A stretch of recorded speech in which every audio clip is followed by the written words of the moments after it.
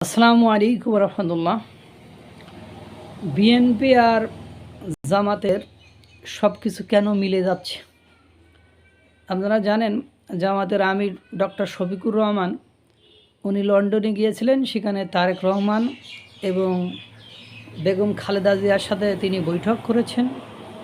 বৈঠক করার পরে আমার মনে হচ্ছে তাদের মধ্যে একটা আবার জোট হয়েছে এবং তারা আসন ভাগাভাগির সিস্টেম বা কম্প্রোমাইজে গিয়েছে। সেটা আমরা চট্টগ্রাম আইনজীবী সমিতির নির্বাচন নিয়ে দেখেছি।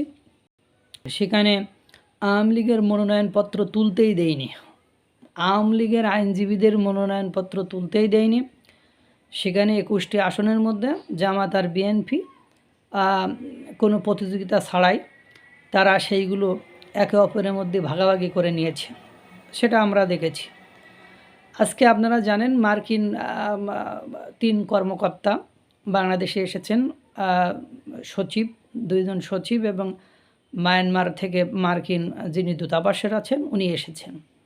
তাদের সাথে জামাতের বৈঠকের পরে জামাতের আমির তাদের সাথে কোন কোন ইস্যুজ নিয়ে কথা হয়েছে সেই কথাগুলো তিনি ব্যক্ত করেছেন। সেখানে সংখ্যালঘু, নারী, তারপরে নিরাপত্তা, তারপরে বাণিজ্যিক বিষয়, মানে কোন ধরনের কি মানে অনেকে জানে যে জামাত ইসলাম ক্ষমতা আসলে খেলাফত বা এই ধরনের যে কর্মসূচি বা ইসলামিক আইন চালু করবে, এটা আবার আমেরিকা তাদের কাছ থেকে আবার ক্লারিফিকেশন নিয়েছে যে আপনারা কোন ধরনের কি পলিসি করবেন, এখানে কোন নীতিতে যাবেন, কি করবেন, সব কিছুতে একটা ক্লারিফিকেশন চেয়েছে। এবং জামাত আমার যে মনে হলো ডক্টর শফিকুর রহমান সাহেব যিনি যেভাবে কথা বললেন তাতে আমেরিকাকে অ্যাসিওর করেছে যে ওই যে ডক্টর মোহাম্মদ ইউনূসের কথা, যে আপনারা যে ধরনের পলিসি চান আমরা সেই ধরনের পলিসি আপনাদেরকে সাপোর্ট করব, সেই ধরনের বাণিজ্যিক ব্যবসা আপনাদের সাথে করব, এই ধরনের একটা কিছু হয়েছে।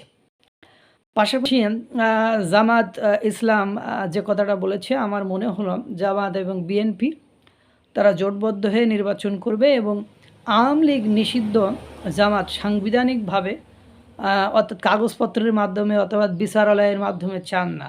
তারা চান যে আওয়ামী লীগের নির্বাচনে অংশগ্রহণ করুক এবং এই অংশগ্রহণের মধ্য দিয়ে সারা বাংলাদেশের মানুষ আওয়ামী লীগকে বয়কট করবে, সেটা দিয়েই তাদের বিচার হয়ে যাবে, সেটা দিয়েই তাদের চাটিবাটি ক্লোজ হয়ে যাবে। এখন আরেকটা কথা বলেছেন যে জামাতের আমির তিনি আপনার বিচার আপনি ডিসেম্বর থেকে জুনের ভেতরে অর্থাৎ আগামী এর ভিতরে নির্বাচন চান।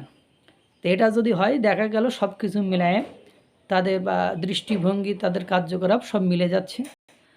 তারা হয়তো বা জোট করেছে এবং তারা সাংবিধানিকভাবে নিষিদ্ধ চায় না, আওয়ামী লীগকে তারা সাংবিধানিকভাবে নিষিদ্ধ চায় না, অর্থাৎ এনসিপি আউট।